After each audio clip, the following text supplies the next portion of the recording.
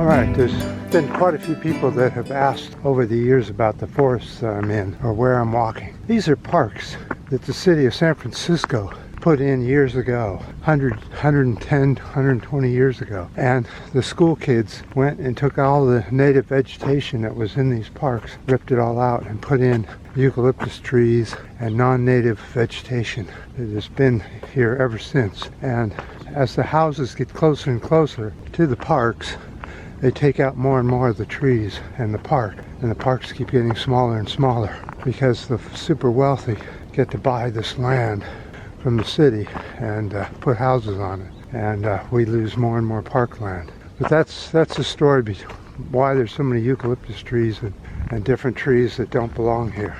There's basically nothing here that's supposed to be here, native vegetation, and that way I guess they can call it a park instead of green space or open land, because it's really all maintained by volunteers and city workers here in San Francisco. Let's go up here and do a video.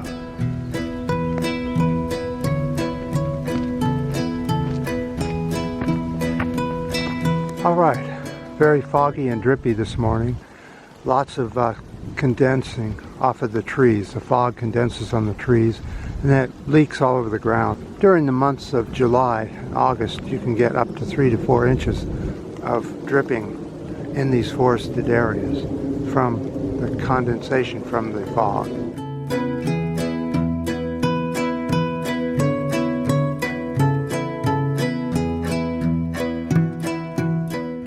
Concrete is worse for the climate than flying. We're talking about cement, concrete. Cement manufacturers have quietly doubled their carbon dioxide emissions than the airline industry, if you compare the two. That is 3 times as much to global warming than airlines.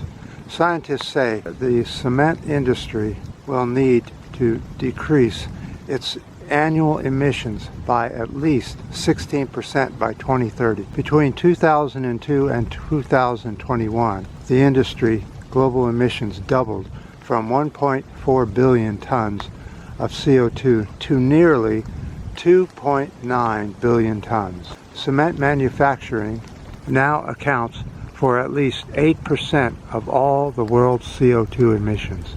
In comparison, aviation accounts for about 2.8% of all global CO2 emissions.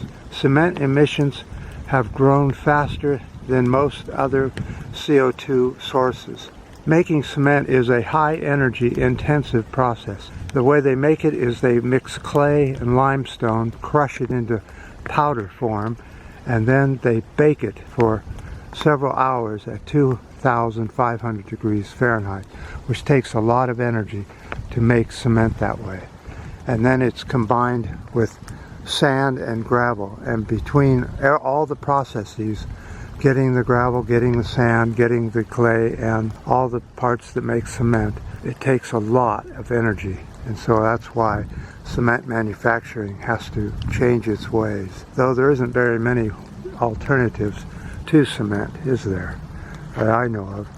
Maybe they can take some of that old used plastic and make cement out of it some way.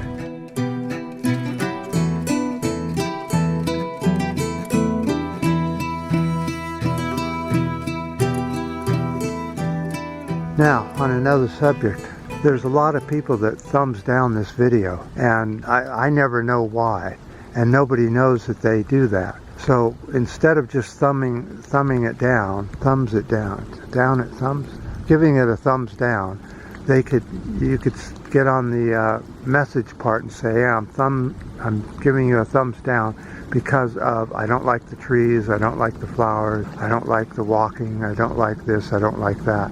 And that way people know why you're giving it a thumbs down and all that, and so that you don't waste your time, because nobody can see the thumbs down on YouTube. They've eliminated that.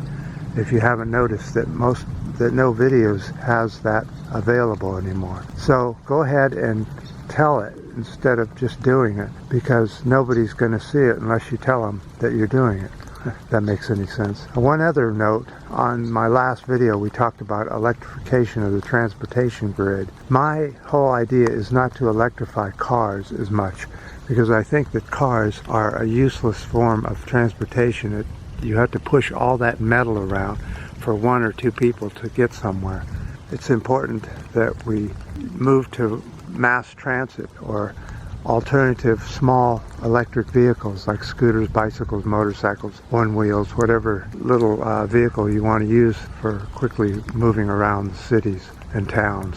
But that's my whole thought on that. So I'm not for electric cars or cars at all. I think cars are a waste of material and energy. It's just too much stuff to push around just for one or two people. And here it's pouring rain. I've got my hand over the camera, keeping it from getting wet. And I appreciate your ups, your downs, the new subscribers, and your comments. And until next time.